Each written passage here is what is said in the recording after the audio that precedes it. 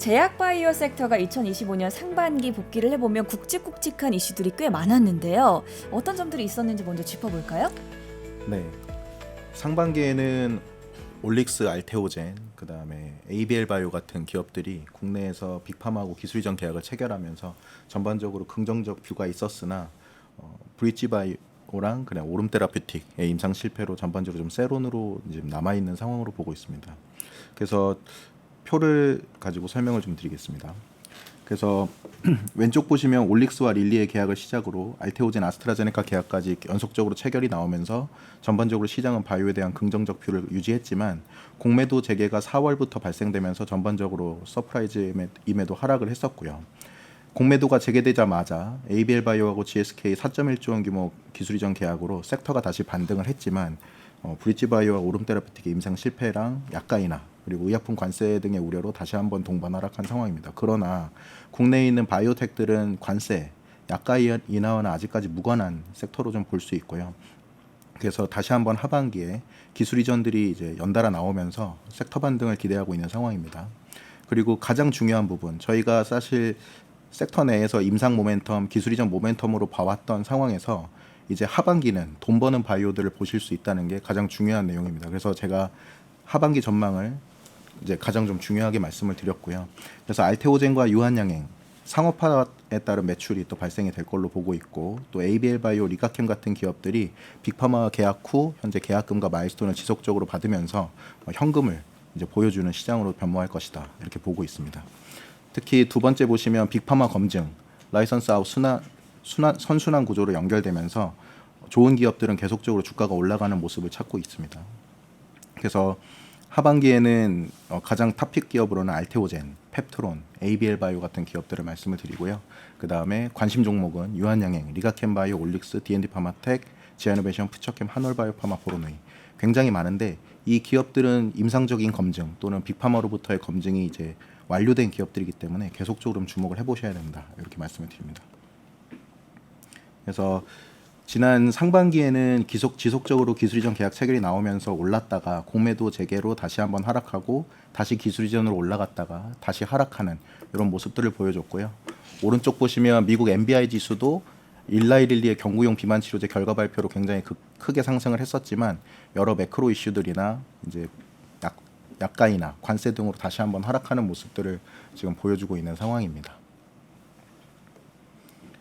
그래서 지금 경구용 비만 치료제가 미국에서 가장 큰 화두가 됐었는데요.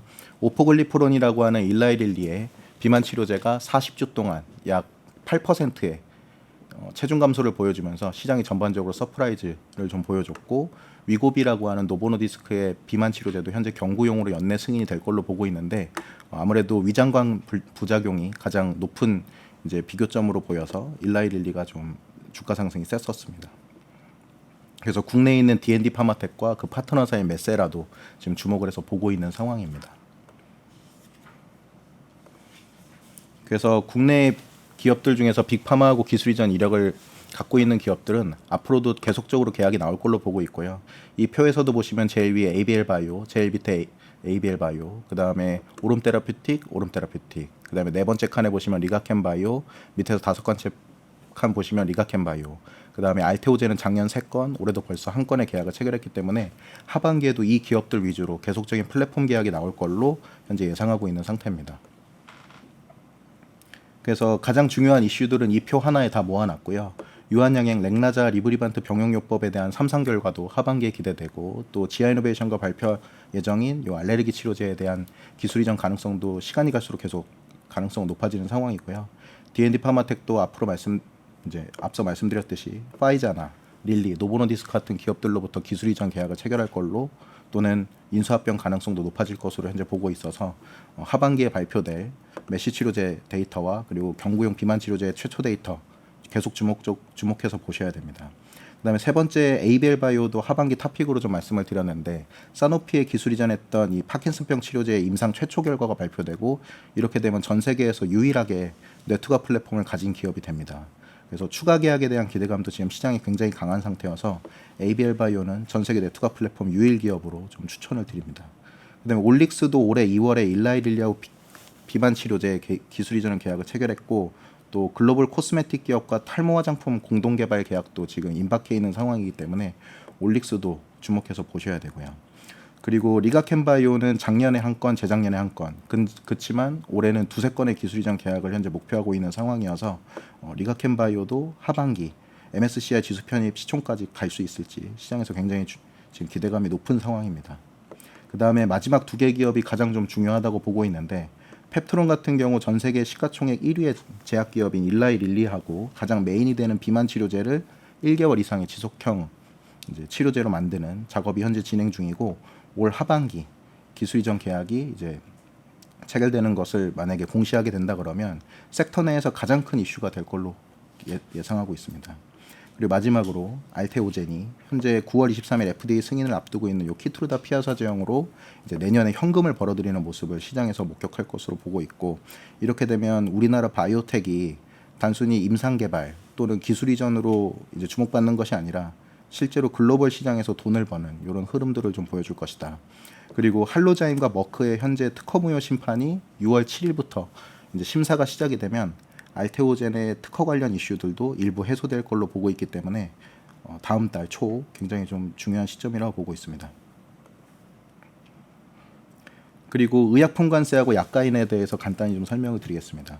결론적으로는 국내는 큰 영향이 없을 걸로 보고 있습니다. 미국 전체 수입액에서 상위 4개 국가가 지금 수입액의 거의 절반을 차지하고 있고 미국의 수출액도 보시면 중국이 가장 높기 때문에 관세를 압박하기는 사실 쉽지 않고 오히려 유럽을 타겟한다라고 저는 보고 있고요. 그 다음에 지금까지 약가인화된 기업들의 매출 전망을 보시면 현재 매출 비중이 뭐 2.5%, 0.6%, 15% 이런 기업 이제 제품들이 포함되어 있어서 사실 약가인화 시향이 당장 빅파마의 매출을 꺾는다라고 보기도 좀 어려운 상황으로 생각하고 있습니다. 그리고 트럼프 2기의 약가인화 행정명령도 이번에 서명이 됐지만 이 부분도 유럽의 약가를 올리고 미국의 약가를 낮춰야 되는 상황이 오기 때문에 단기간에 영향을 주기는 어렵다고 현재 판단을 하고 있습니다. 그래서 이미 빅파마들이 올해 2월부터 어마어마하게 미국 내 제조시설 증설을 발표를 했거든요. 그래서 일라이 릴리 270억 달러, 머크, 존슨앤존슨, 노바티스 리제네론 같은 기업들이 지금 총 2,700억 달러, 한화로 약 380조 원에 달하는 미국 내 제조시설 증설 발표를 했습니다. 그리고 저번 주에 로슈가 이 약가인화 행정명령이 시행되면 이 500억 달러 투자를 철회하겠다라고 얘기하고 있는 상황이기 때문에 미국 정부와 유럽 외 국가의 빅파마들 간의 싸움이 장기간 지속될 걸로 저는 보고 있습니다. 그리고 트럼프는 이미 제조시설 증설 계획 발표로 내부적으로는 이미 성과를 냈다고 보고 있거든요. 이 380조 원에 해당하는 제조시설 증설을 포기하기는 어렵다 이렇게 판단하고 있습니다. 그래서 지금 미국 내 생산시설 투자 규모는 매달 높아지고 있는 상황이고 지난주에도 계속적으로 증설 계획이 발표되고 있는 상태입니다. 그래서 결론적으로는 현재 상반기에는 비만 치료제 기업들의 수익률이 굉장히 좋았고 국내에서 기술 이전 계약을 체결한 ABL 바이오 올릭스도 주가가 굉장히 크게 상승을 했습니다. 그러나 리가켄 바이오 아직까지 기술 이전 계약 체결을 올해 성과를 내지 못하고 있는데 당연히 올릭스와 ABL만큼의 수익률을 따라갈 것으로 보고 있고 알테오젠은 3월 달에 아스트라제네카하고 계약을 체결했지만 나머지 기업들 대비했을 때 수익률이 낮은 상태입니다. 그래서 6월 7일 특허 이슈가 해소되면 알테오젠도 ABL 바이오와 올릭스만큼 이제 수익률을 높게 기대할 수가 있겠습니다. 나머지 자세한 내용들은 뒤에 장표를 참고해 주시면 좋을 것 같습니다.